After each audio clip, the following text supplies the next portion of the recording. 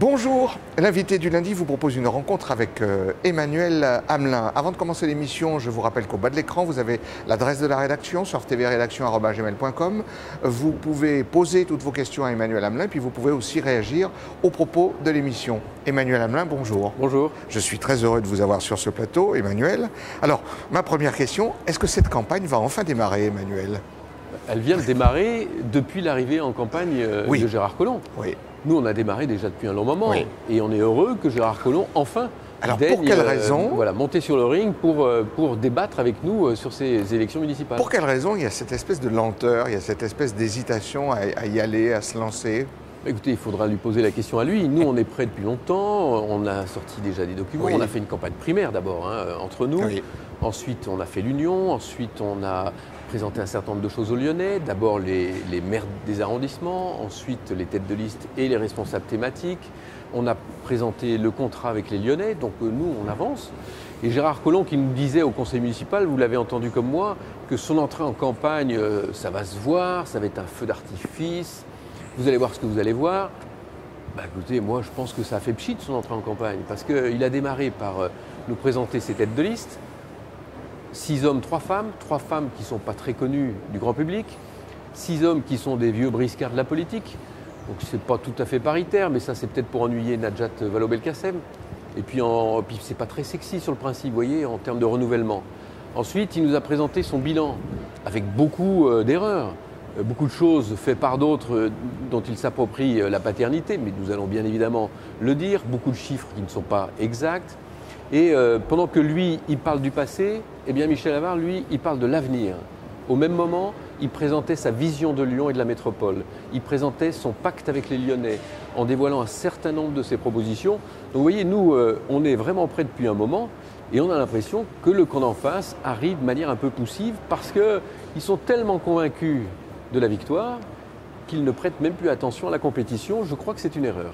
Alors Emmanuel Hamelin, cette fois-ci, est-ce qu'on peut dire que la droite est rassemblée, à l'inverse des autres campagnes? Est-ce que cette fois-ci, il y a un espèce de consensus réel, la droite, le centre? Totalement. Michel Avare a fait 2 fois le rassemblement. Il a d'abord fait le rassemblement après les primaires avec l'ensemble des compétiteurs, dont je faisais partie. Oui. Il a fait une autre fois le rassemblement avec nos amis du centre, Oui. de l'UDI. Et donc nous avançons maintenant unis, rassemblés, avec une équipe très soudée, très déterminée. Oui. Et nous défendons un candidat qui est Michel Avare, un projet qui va être porté par lui, dont on a vu déjà un certain nombre de contours, et une nouvelle équipe avec beaucoup de renouvellement, avec beaucoup de nouvelles compétences.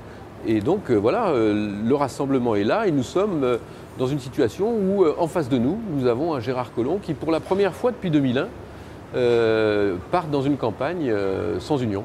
C'est-à-dire que ses alliés verts, Oui. qui faisaient partie de son équipe, ses alliés communistes qui faisaient partie de son équipe, Les Front de Gauche, et le Front de Gauche, oui. tout cela se retrouve sur des listes séparées. Est-ce Nous que allons d'après voir vous, c'est comment une les Lyonnais variable? apprécient ça. Est-ce que pour vous, on a posé la question à Geoffrey Mercier, on a posé aussi la question à Alexandre Musine, est-ce que ça, c'est une variable importante? C'est-à-dire le fait qu'il se retrouve, que derrière son panache à lui, quoi. Il n'est pas arrivé à attirer à lui justement ses partis de gauche? C'est important pour 2 raisons.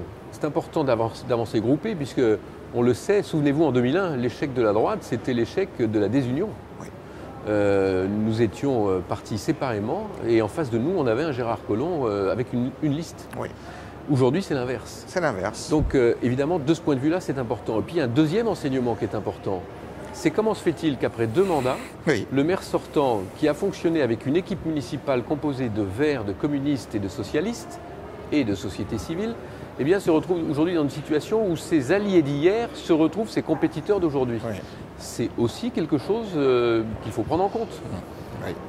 Alors, Emmanuel Hamelin, vous êtes le porte-parole de la campagne. Qu'est-ce que c'est que le porte-parole de la campagne? Le porte-parole de la campagne, c'est celui qui va donner du rayonnement et de l'écho aux propos du candidat et au projet qu'il porte. Oui. Le projet, c'est un gros morceau. Nous y avons travaillé depuis très longtemps. Nous avons rencontré beaucoup de Lyonnaises et de Lyonnais pour mettre sur la table quelque chose qui réponde à des besoins véritables et puis qui soit cohérent avec la vision que Michel Avare et toute son équipe portent sur l'avenir de Lyon et de l'agglomération. Donc, porte-parole, c'est donner du rayonnement à ce message et donner du rayonnement à cette équipe et donner du rayonnement aussi à notre candidat. Alors Emmanuel Amelin, on a beaucoup de questions qui nous arrivent. On a des questions sur le 5e arrondissement, sur le dispositif du 5e arrondissement. Le 5e arrondissement, il y avait une mairie qui était socialiste, qui était tenue par Alexandrine Pesson, et pourtant, on retrouve en tête de liste Thomas Rudigoz, hein, qui est centriste. Voilà. Quelle est votre analyse? Oui. Quelle est votre analyse de ce dispositif donc, parce que bon, le 5e va être un arrondissement important. Hein. Très important. Michel Avare sera tête de liste. Oui. Beaucoup d'observateurs pensent que le 5e a vocation à passer à droite probablement plus facilement que les autres. Oui, c'est ce que donc c'est un arrondissement qui est clé et c'est un arrondissement où se présente le candidat à la mairie. Plus facilement que les autres, c'est-à-dire plus facilement que le 2e et le 6e? Non, je parle des autres arrondissements qui sont aujourd'hui à gauche. Voilà. Les 2 et le 6, de l'esprit de tous, resteront à droite. Oui. Sauf de Roland Bernard. Sauf de Roland Bernard. Ce qui est normal dans sa bouche, mais je ne suis pas certain qu'il le pense vraiment. Mais le 5e qui est à gauche, tout le monde s'accorde à dire aussi qu'il va basculer à droite. Et ensuite se pose la question sur un certain nombre d'autres arrondissements qui peuvent faire la bascule au niveau de la mairie centrale. D'accord. Donc le 5e, évidemment, est très regardé, mais quand je vous dis ça, même Gérard Collomb le sait que ça va passer à droite. Je vous donne un élément. Monsieur Sécheresse, président du groupe socialiste au conseil municipal, élu du 5e, curieusement, on lui a demandé d'aller se présenter dans le 7e. Ça montre bien qu'ils ne sont pas très sûrs dans le 5e. Et donc, ma question, c'était qu'est-ce que vous pensez de ce dispositif, le fait qu'on mette Thomas Rudigoz? C'est pas quelque chose qui est quand même en faveur, justement, puisqu'il n'est pas marqué à gauche, quoi. Donc, il est plutôt... vous voyez, donc... Il est dans l'équipe municipale de Gérard Collomb. Oui. Il a été centriste. Je l'ai connu centriste. Avec une majorité au conseil régional présidée par Anne-Marie Comparini. Moi, je présidais le groupe UMP. Vous parlez de l'époque où vous étiez au conseil régional. C'est là où j'ai connu M. Rudigoz. Et que, président du plus grand groupe de la région, j'avais des relations extrêmement fortes avec Anne-Marie Comparini. C'est nous qui lui apportions sa majorité, en quelque sorte.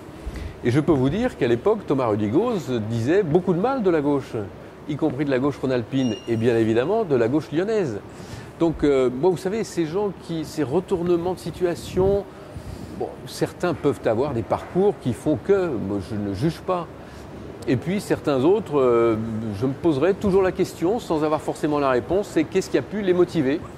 Est-ce que c'est l'attrait du pouvoir ou d'une position ou est-ce que c'est vraiment des convictions fortes? Moi je l'ai vu défendre des convictions tout à fait à l'inverse de celles qu'il défend aujourd'hui. Alors, je voulais que vous nous disiez un mot sur la Croix-Rousse, qui est le 4e, qui est une terre que vous connaissez bien.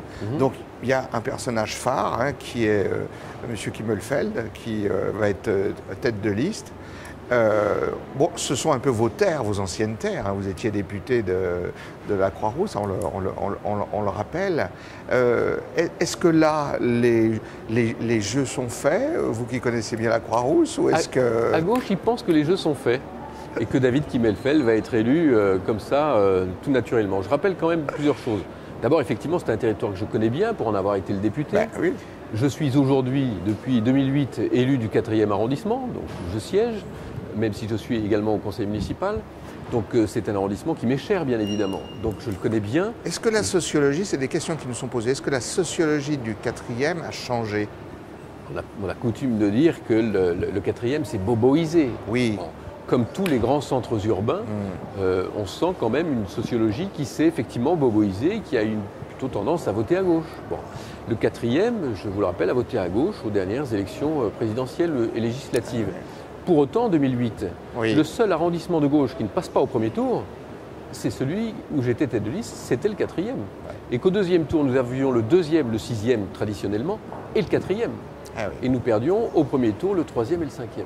Donc, vous voyez, le 4e, c'est pas aussi simple que ça. C'est pas aussi simple que ça. Et donc, moi, je veux juste dire que David Kimmelfeld, qui en est le maire aujourd'hui, ne pas oublier que David Kimmelfeld est également le patron des socialistes du Rhône. Et donc il ne peut pas dire, comme M.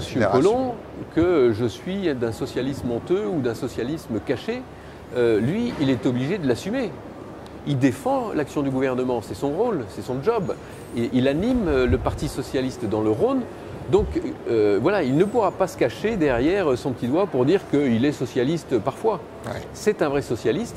Je ne suis pas certain que les Croix-Roussiennes et les Croix-Roussiens pensent qu'un socialiste à la mairie, c'est forcément la meilleure solution. Cette campagne, Emmanuel Hamelin, dans le 4e, vous allez l'organiser comment vous-même? Écoutez, nous avons une équipe constituée qui travaille beaucoup. Oui. Il y a un maire qui sera le maire de l'arrondissement en cas de victoire, qui s'appelle Jocelyn Édouard, oui, qui fait partie de cette nouvelle génération portée par Michel Avare, oui, qui est un homme avec beaucoup de talent, oui, avec qui nous travaillons en grande confiance et en oui, grande complémentarité.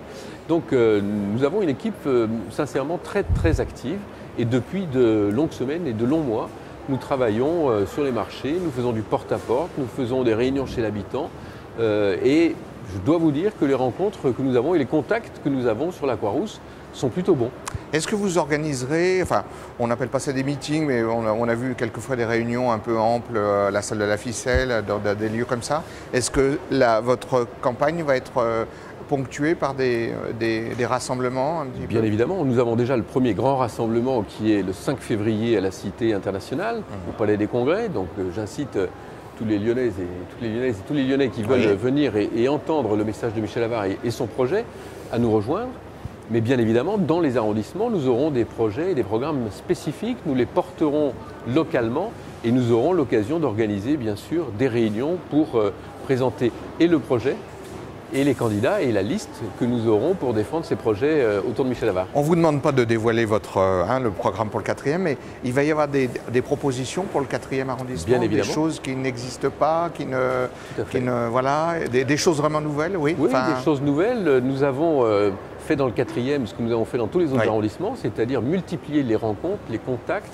Et nous avons aujourd'hui bâti, que ce soit au niveau de la ville de Lyon ou au niveau des arrondissements, donc du 4e, des programmes très intéressants, très denses, qui vont répondre, je pense, sincèrement à l'attente des Lyonnaises et des Lyonnais. Et nous sommes assez confiants sur la capacité de ce projet, de ce programme, à intéresser, dans le cadre de cette élection municipale, les Lyonnais.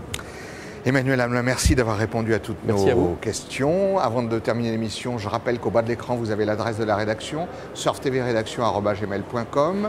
Vous pouvez poser toutes vos questions à Emmanuel Hamelin et vous pouvez aussi réagir aux propos d'Emmanuel Hamelin. L'invité du lundi se termine. La semaine prochaine, nous aurons un autre invité. À bientôt.